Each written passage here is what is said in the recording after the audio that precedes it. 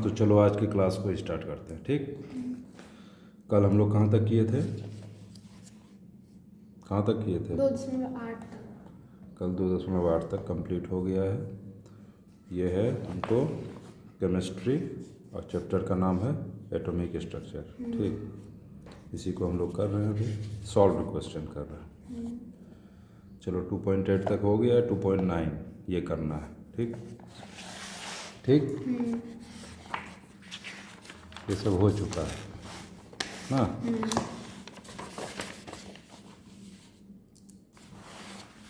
चलो देखो, पहले क्वेश्चन देख लेते हैं, फिर अब थोड़ा तेज़ी से करेंगे। क्वेश्चन क्या है 2.9, किसी धातु की देहली आवृत्ति, देहली आवृत्ति क्या होता है? थ्रेशोल्ड फ्रीक्वेंसी अंग्रेजी में बोलते हैं। देहली आवृत्ति न्यू नॉट होता क्या है? प्रकाश, बताओ। प्रकाश जो होता है वो न्यूनतम आवृत्ति आवृत्ति का होना चाहिए, तभी कम से कम उतना होना चाहिए, मिनिमम वो आवृत्ति है जिससे कि इलेक्ट्रॉन बाहर निकल सके। ठीक, तो ये थोड़ा सा रिवाइज किया करो, सिर्फ पढ़ने से नहीं होता है। ठीक है, हाँ, तो क्वेश्चन है किसी धातु की देहली आवृत्ति न्यू नॉट दिया हुआ है 7.0 × 10⁻14 पर सेकेंड। यदि न्यू इक्वल्स टू 1.0 × 10⁻15 पर सेकेंड आवृत्ति वाला विकिरण धातु की सतह से टकराता है तो उत्सर्जित इलेक्ट्रॉन की गतिज ऊर्जा की गणना कीजिए। इसने जो है तुम्हें न्यू नॉट दे दिया, मतलब ये देहली आवृत्ति दे दिया है, और एक्चुअल में जो प्रकाश आ रहा है उसका क्या आवृत्ति है वो भी दे दिया। 1.0 × 10⁻15 पर सेकेंड आवृत्ति वाला विकिरण धातु की सतह से टकराता है। तो जब ज़्यादा आवृत्ति का, मतलब देहली आवृत्ति से ज़्यादा आवृत्ति का प्रकाश, ठीक, आकर के धातु की सतह से टकराएगा तो क्या होगा? इलेक्ट्रॉन बाहर निकलेगा और उसमें गतिज ऊर्जा आ जाएगी। ठीक है, इलेक्ट्रॉन जो है बाहर निकलेगा और उसमें गतिज ऊर्जा आ जाएगी। इलेक्ट्रॉन को बाहर निकालने के लिए जो ऊर्जा चाहिए उसको क्या बोलेंगे? कार्यफलन। मतलब कार्यफलन तो के इतना ऊर्जा तो मेरा चला जाएगा सिर्फ उसको निकालने में, बाकी जो ऊर्जा बचेगा वो गतिज ऊर्जा में परिवर्तित कर देगा, हो जाएगा। ठीक, तो चलो क्वेश्चन देख लिए। ये है सॉल्व क्वेश्चन 2.9। करते हैं एग्जाम्पल 2.9। पहले हम लिखेंगे गिवन क्या दिया हुआ है। ठीक, दिया हुआ है हमें न्यू नॉट कितना दिया हुआ है? 7.0। कितना दिया हुआ है? 7.0 × 10⁻40 पर सेकेंड। न्यू नॉट दे रखा है 7.0 × 10⁻14 पर सेकेंड। ये न्यू नॉट दे रखा है। ठीक, इसको बोलेंगे देहली आवृत्ति, या इसको इंग्लिश में थ्रेशोल्ड फ्रीक्वेंसी। और जो प्रकाश की किरण आ रही है उसका क्या न्यू है? 1.0 × 10⁻15 पर सेकेंड। ठीक, अब पूछा जा रहा है कि इसका काइनेटिक एनर्जी, निकलने वाले इलेक्ट्रॉन की गतिज ऊर्जा, निकलने वाले इलेक्ट्रॉन की गतिज ऊर्जा क्या होगी, यही पूछा जा रहा है। तो क्या करेंगे, कैसे होगा? देखो, एक तो एक सीधा फार्मूला लगाओ, एक है कि थोड़ा समझ लो उसको। ठीक, ये ऊर्जा की प्रकाश आ रही है, इसका ऊर्जा क्या है? प्रकाश की किरण का मतलब फोटोन जो आ रहा है उसका क्या है ऊर्जा? h न्यू, इससे निकल जाएगा कितना ऊर्जा आया। और W नॉट क्या होगा? W नॉट मतलब कार्यफलन, h न्यू नॉट, ये निकल जाएगा। टोटल ऊर्जा इतना आया और उसमें से कार्यफलन इतना ऊर्जा जो है क्या हुआ? सिर्फ इलेक्ट्रॉन को निकालने में ख़त्म हो गया। तो काइनेटिक एनर्जी बराबर क्या होगा? काइनेटिक एनर्जी हो जाएगा टोटल ऊर्जा इतना आया E - W नॉट मतलब टोटल ऊर्जा आया, उसमें से W0 इतना ऊर्जा जो है उसको सिर्फ इलेक्ट्रॉन को निकालने में चला गया, तो काइनेटिक एनर्जी यही होगा। इसको लिख सकते हैं H new minus H new not लिख सकते हैं। अब इसमें से अगर तुम कॉमन ले लोगी एच, तो क्या बचेगा, new minus new new not. Not, यही तो होगा काइनेटिक एनर्जी। तो यहाँ से एच का वैल्यू पता है 6.626 multiply by 10 to the power minus 34, ठीक, जूल सेकेंड है ना। और ये मल्टीप्लाई हो जाएगा, न्यू कितना था 1.0 multiply by 10 to the power 15 minus nu not 7.0 multiply by 10 to the power 14, क्या ये होगा पर सेकेंड। ये देखो पर सेकेंड और ये सेकेंड खत्म, बचा क्या, जूल। ऐसे भी काइनेटिक एनर्जी का क्या होगा यूनिट, जूल होगा, काहे की ऊर्जा है, कोई भी ऊर्जा हो उसका यूनिट क्या होगा, जूल ही होगा। बस हम करके दिखा दिए, वैसे ज़रूरी नहीं था। अब इसमें से क्या कॉमन ले सकते हैं हम, 10 टू द पावर 14 कॉमन आ जाएगा, माइनस 34 मल्टीप्लाई बाई, इसमें से कॉमन ले रहे हैं 10 टू द पावर 14, यहाँ कितना बचेगा 10 माइनस 7, क्या, जूल। तो ये हो जाएगा 6.626 मल्टीप्लाई बाय, यहाँ से क्या होगा 10 माइनस 7 3 मल्टीप्लाई बाय, इसको करेंगे 10 to the power minus 20 joule. इसको मल्टीप्लाई करोगे तो कितना होगा 119 पॉइंट कितना होगा 19.6.6 मल्टीप्लाई बाय 3,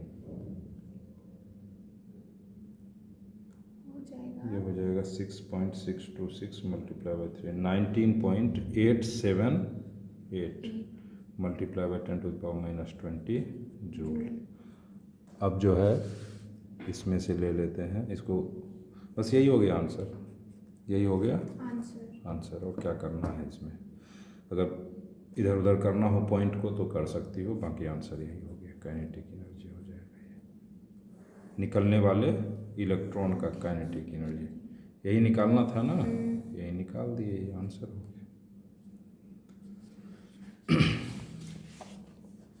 तो एग्जाम्पल 2.9 खत्म हो गया, 2.9 कंप्लीट हो गया। अब जो है हम लोग करेंगे 2.10। देखो किस पे आधारित है, ये है क्वेश्चन, ठीक। क्वेश्चन नंबर 2.10 किससे संबंधित है, ये क्वेश्चन संबंधित है कि बोर का परमाणु मॉडल हाइड्रोजन एटम के लिए, बोर का जो परमाणु मॉडल था हाइड्रोजन एटम के लिए, उससे संबंधित है, ठीक।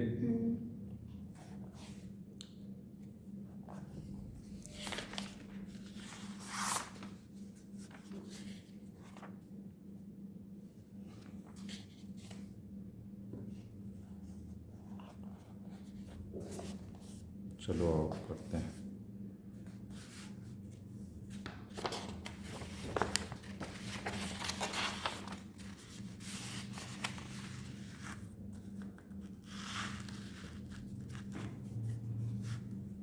ये है एग्जाम्पल 2.10। क्वेश्चन क्या है वो एक बार देख लो अच्छे से।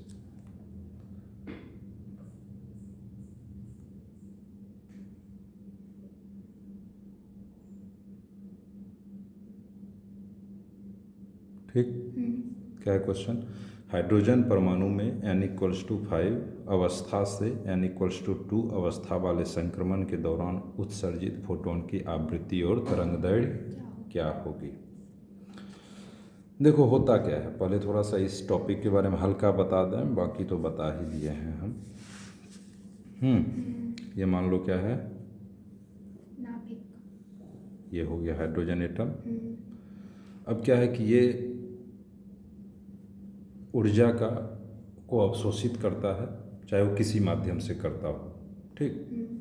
चाहे तो हम इसके ऊपर प्रकाश डाल दिए या जो भी है, इसका इलेक्ट्रॉन क्या है कि क्या करेगा, ऊर्जा को अवशोषित करेगा, जब ऊर्जा को अवशोषित करेगा तो इलेक्ट्रॉन के पास ऊर्जा ज़्यादा हो जाएगा, ज़्यादा एनर्जी होगा तो वो कहाँ जाएगा, उच्च कक्षा में। ठीक, ये मान लो कि ये यहाँ चला है, इलेक्ट्रॉन आ गया यहाँ से यहाँ, और ऊर्जा दे दिए तो कहाँ आ गया, मान लो यहाँ आ गया, दूसरे कक्षा में। तो जब इलेक्ट्रॉन ऊर्जा को अवशोषित करके निचले कक्षा से बाहरी कक्षा में जाता है तो क्या करता है, ऊर्जा को अवशोषित। और जब वो बाहरी कक्षा से निचले कक्षा में वापस आता है तो क्या करता है, ऊर्जा का उत्सर्जन। ठीक, इस केस में क्या करेगा, ऊर्जा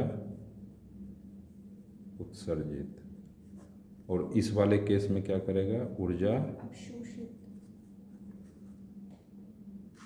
अवशोषित करेगा।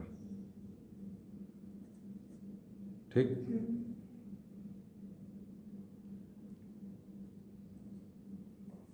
ऊर्जा का अवशोषण करेगा। ठीक है।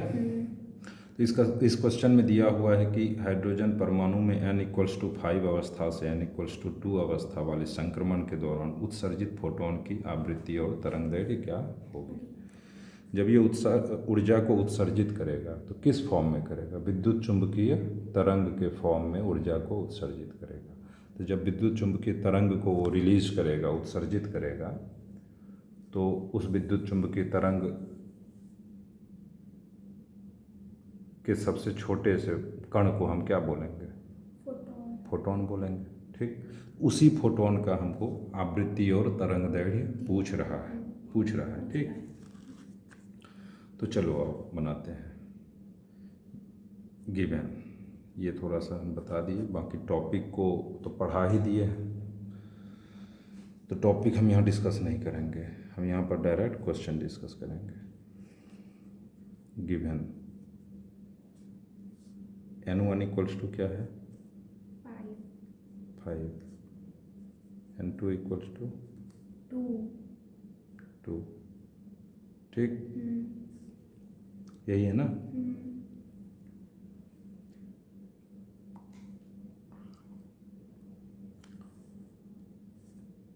तो पहले तो हम ऊर्जा निकालने के n=5 पे क्या होगा ऊर्जा, और फिर निकालने के n=2 पर क्या होगा ऊर्जा। तो जो ऊर्जा का डिफरेंस होगा, दोनों के बीच में जो ऊर्जा का डिफरेंस होगा, डिफरेंस मतलब दोनों के बीच में अंतर जो होगा, वही ऊर्जा जो है वो रिलीज करेगा। n=5 पे जो ऊर्जा है उसके पास, अब n=2 पे आ रहा है, तो n=2 पे जो ऊर्जा है, n=5 से n=2 पे जब उसको आना है तो जो दोनों के बीच का जो ऊर्जा है उसको वो रिलीज करेगा। किस फॉर्म में, विद्युत चुंबकीय तरंग के फॉर्म में करेगा। ठीक, तो जब विद्युत चुंबकीय तरंग के फॉर्म में करेगा तो फोटोन का उत्सर्जन होगा, उसी फोटोन का हमें निकालना है तरंगदैर्घ्य और आवृत्ति।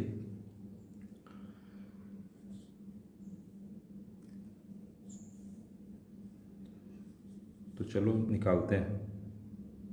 तो डेल्टा ई का फॉर्मूला होता है, ये डेल्टा ई क्या देगा, दोनों के ऊर्जा का अंतर, n=5, कक्षा 5 के ऊर्जा और कक्षा 2 के ऊर्जा का अंतर दे देगा हमें, डेल्टा ई वाले फॉर्मूला से उसको निकालेंगे। डेल्टा ई का फॉर्मूला क्या होता है, RH 1/n1² - 1/n2², यही होता है। ये किस में आएगा, जूल में आएगा।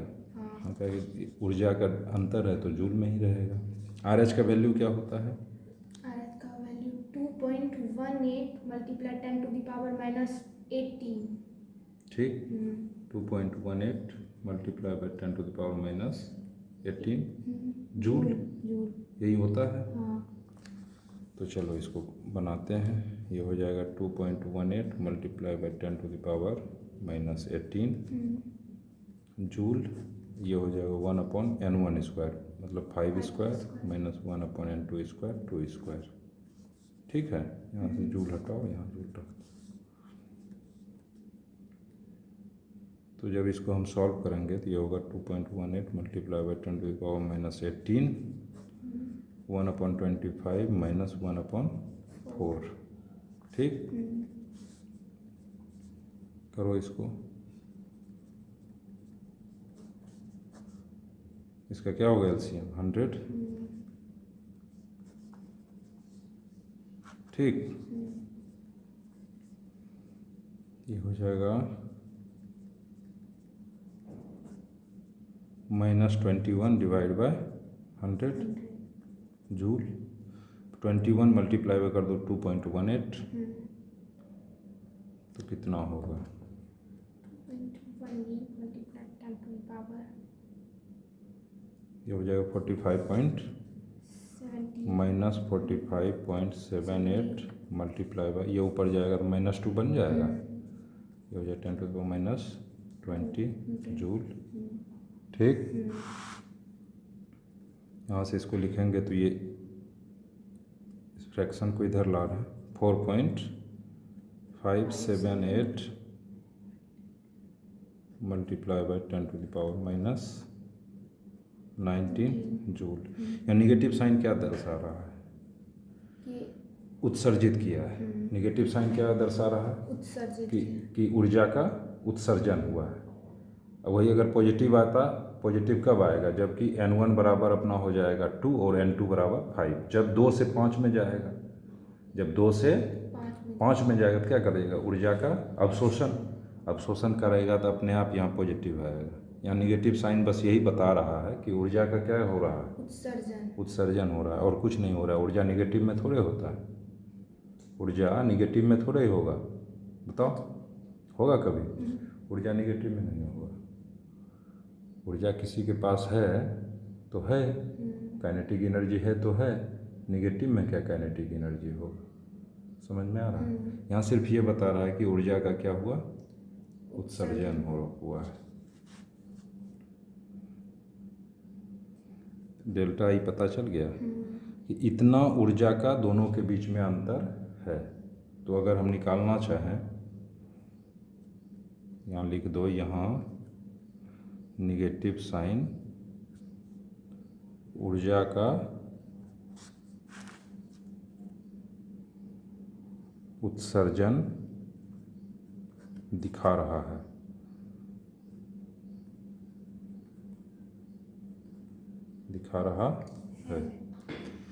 अब डेल्टा ई पता चल गया, तो अब हमें पता नहीं चल जाएगा कि किस आवृत्ति और तरंग दैर्घ्य का फोटोन निकला। नहीं पता चल जाएगा। अब यहाँ से निकाल लेंगे फोटोन की आवृत्ति न्यू इक्वल्स टू क्या होगा? Delta E divide by H होगा। Delta E equals to H nu होगा, तो वैसे ही न्यू बराबर डेल्टा ई बाय एच। यहाँ से इसको निकालो तो 4.58, माइनस को हटा दिए। माइनस तो सिर्फ ये बताने के लिए था कि वहाँ पर ऊर्जा का उत्सर्जन हुआ है। ठीक है, बस, और कुछ नहीं था वो माइनस को इसीलिए यूज नहीं करना है। अगर माइनस को यूज करेंगे तो हमें न्यू जो है आवृत्ति वो निगेटिव में मिल जाएगा। ऐसा नहीं होता है, न्यू सब निगेटिव में थोड़े हो। 10 to the power 19 divide by 6.626 multiply by 10 to the power -34। ये जूल है, ये जूल सेकेंड है। जूल खत्म, ऊपर जाएगा सेकेंड तो क्या हो जाएगा? पर सेकेंड। इसको सॉल्व करो तो हो जाएगा कितना? 4.58 डिवाइड बाय 6.626, ये आ जाएगा 0.691 multiply by 10 to the power -10 to the power plus हो जाएगा ना, ऊपर जाएगा 15 पर सेकेंड या हर्ट्ज। इसको करेंगे 6.91 multiply by 10 to the power 14 hertz लिख दो। ये न्यू निकल गया। किसका न्यू आया? ये निकलने वाले फोटोन की आवृत्ति पता चल गया। अब हमें तरंग दैर्घ्य भी निकालना है, लेम्डा। लेम्डा इक्वल्स टू क्या होगा? सी बाय न्यू। या तो इससे निकाल लो सी बाय न्यू से, या ई बराबर क्या होता है? H c by lambda lambda. Lambda बराबर क्या हो जाएगा? लेमडा बराबर एच सी बाय ई। यहाँ से भी निकाल लेंगे मन किया तो, लेकिन जब हमें न्यू पता है तो हम क्यों जो है एच को लेकर के फिर से ढोना स्टार्ट करें? एच सी फिर कैलकुलेशन बढ़ जाएगा, इसीलिए वहाँ से इस्तेमाल नहीं करके ये वाला न्यू का इस्तेमाल करके लेमडा निकाल लेंगे। 3 multiply by 10 to the power 8 divide by 6.91 multiply by 10 to the power 14। Lambda का यूनिट क्या होगा? मीटर लिख दो डायरेक्ट। इसको जब करेंगे सॉल्व, हम कैलकुलेटर में कर दे रहे हैं सॉल्व, ठीक, लेकिन अपना स्किल डेवलप करो कैसे जल्दी सॉल्व करना है। ये होगा 0.434 multiply by 10 to the power -6। 14 ऊपर जाएगा तो माइनस होगा, 8 प्लस में है तो -6 बचा मीटर। इसको सॉल्व करोगे 434 दशमलव को यहाँ लाए तो ये क्या हो जाएगा? 10 टू द पावर -9 मीटर होगा। अब 10 टू द पावर -9 मीटर को हटा दें तो नैनोमीटर आ जाएगा। 1 नैनोमीटर बराबर 10 टू द पावर -9 मीटर होता है। यहाँ से लेमडा इक्वल्स टू हो जाएगा 434 नैनो।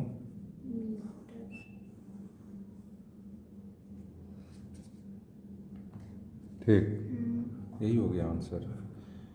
आवृत्ति पूछ रहा था, निकलने वाले फोटोन की आवृत्ति, आवृत्ति ये हो गया। उसके बाद पूछा गया था उसका वेवलेंथ, वेवलेंथ ये हो गया। आवृत्ति, फ्रीक्वेंसी एंड वेवलेंथ दोनों निकल गया। ये 2.10 सवाल हम लोग डिस्कस कर लिए, ठीक।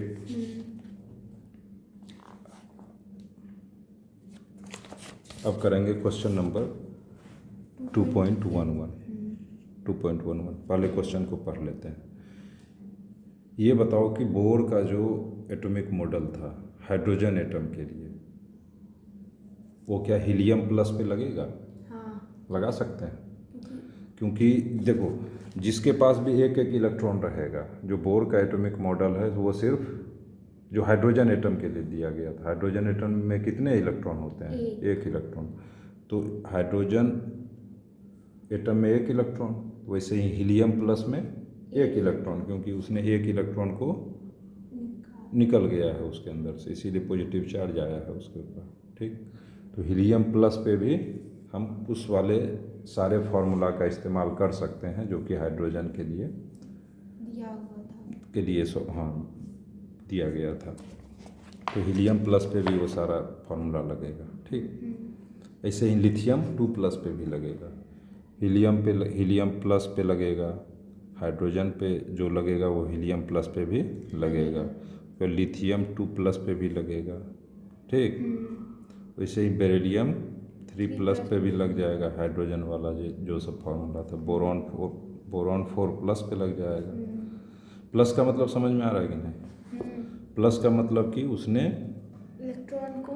इलेक्ट्रॉन निकला है और प्रोटॉन की संख्या बढ़ गई है उसके अंदर। जब प्रोटॉन की संख्या बढ़ेगी, प्रोटॉन होता है पॉजिटिव चार्ज, तो इससे एक इलेक्ट्रॉन निकला तभी तो एक पॉजिटिव चार्ज बढ़ गया, इसीलिए इसके ऊपर एक प्लस का निशान है, +1। मतलब कि एक प्रोटॉन का चार्ज यहाँ पे ज़्यादा है प्लस में।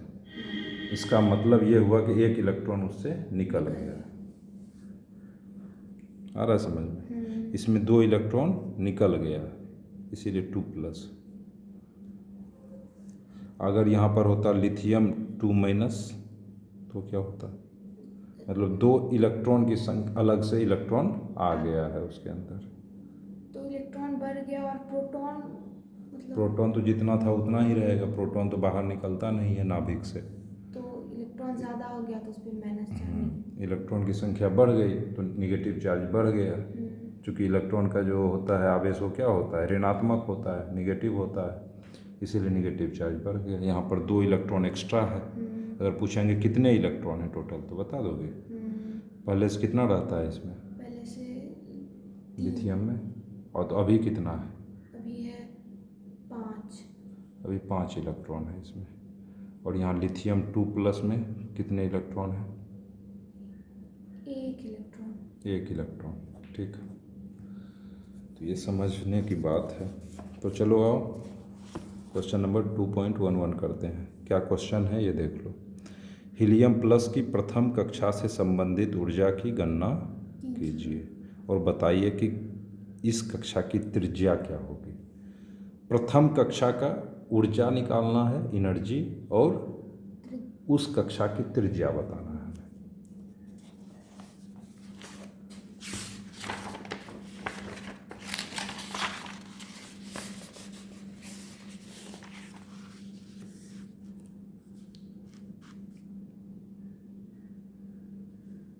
ये देखो, ये है NCERT का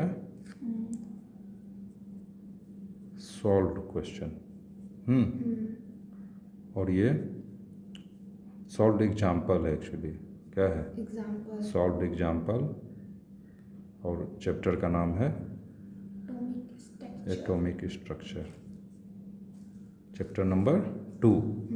इसी का जो सॉल्व्ड एग्जाम्पल है वो है 2.11। क्या निकालना है? हीलियम प्लस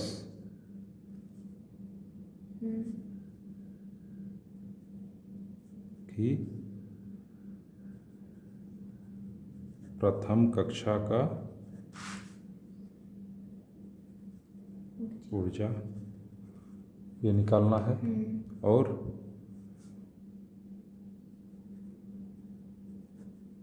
प्रथम कक्षा की त्रिज्या निकालना। तो ऊर्जा का फॉर्मूला बताओ। किसी कक्षा की ऊर्जा, किसी कक्षा की ऊर्जा, इसको लिखेंगे EN। क्या? EN। ये क्या होता है? EN फॉर्मूला याद है? बताओ। -RH Z² बटे N²। -RH Z² बटा N²। ठीक, यही ना? और ये बताओ कि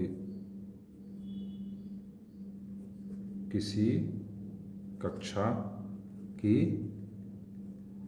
त्रिज्या RN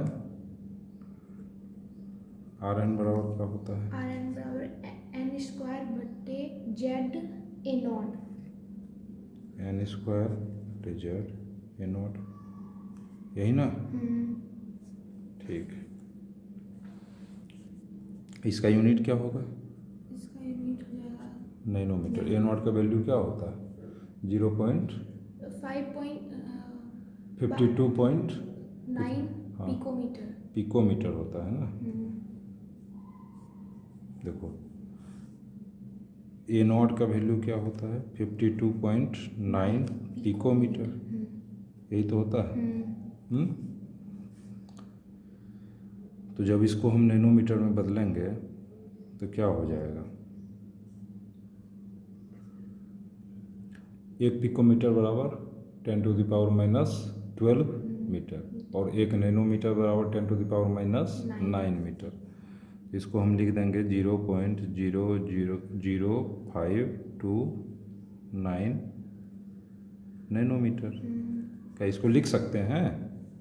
0.0529 multiply by 10⁻⁻9 picometre, nanometre. अरे, इसको लिख सकते हैं मीटर, लिख सकते हैं कि नहीं? 10⁻⁻12 था पिकोमीटर का मतलब। यहाँ दशमलव को ले गए 3 पॉइंट लेफ्ट साइड ले गए, तो यहाँ पे 10⁻⁻12 कितना बन गया? 10⁻⁻9 मीटर। अब जब 10⁻⁻9 मीटर को लिख सकते हैं ना नैनोमीटर, ये नैनोमीटर में पहले कन्वर्ट कर दिए, क्योंकि ये पता नहीं, नैनोमीटर में नहीं भी करते तो कोई दिक्कत नहीं था, पर कर दिए नैनोमीटर में। चलो,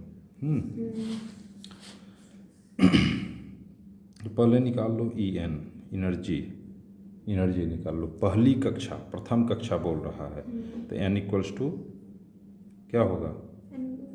1 होगा प्रथम कक्षा के लिए। देखो, प्रथम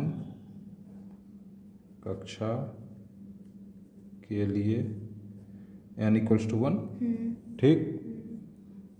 तो ई एन इक्वल्स टू लगाओ formula, minus R H Z square T square.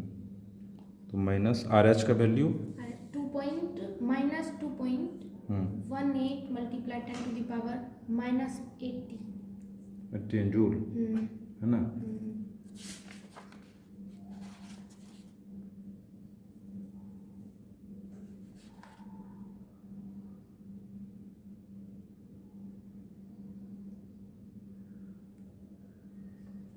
ठीक, तो आओ सवाल को बनाओ। -2.18 multiply by 10 to the power -18 multiply by Z square. Z क्या होगा इसके लिए, हीलियम के लिए जेड बराबर क्या होगा, जेड बराबर 1 होता है। एटॉमिक नंबर जेड क्या है, atomic number. Atomic number helium का कितना है, हीलियम का 2 है। हाँ तो 2 लिखो ना, क्या है 1 बोल रही। 2 स्क्वायर डिवाइड बाई एन क्या है, n है 1 का स्क्वायर। 1 का स्क्वायर।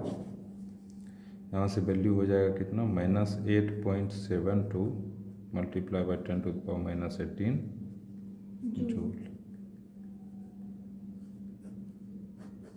ये हो गया।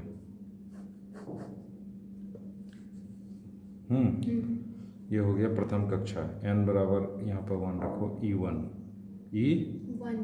E1 निकाले किसके लिए, हीलियम प्लस का। ये हो गया ऊर्जा।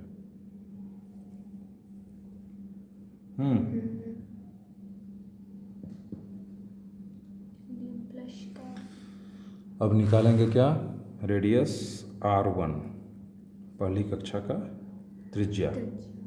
ये हो जाएगा n square by Z A0।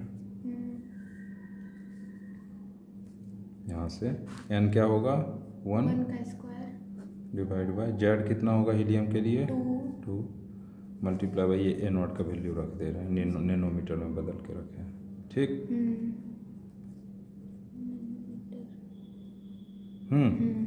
इसको सॉल्व करेंगे तो क्या हो जाएगा,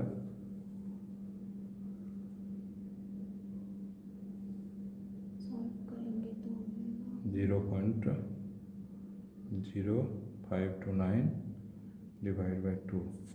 ये हो जाएगा 0.02645 नैनोमीटर। यही आंसर हो गया। R1 इक्वल्स टू, रेडियस पता चल गया, एनर्जी पता चल गया। कुछ नहीं, एनर्जी के लिए फार्मूला याद करना है और रेडियस के लिए ये फॉर्मूला, ये वाला।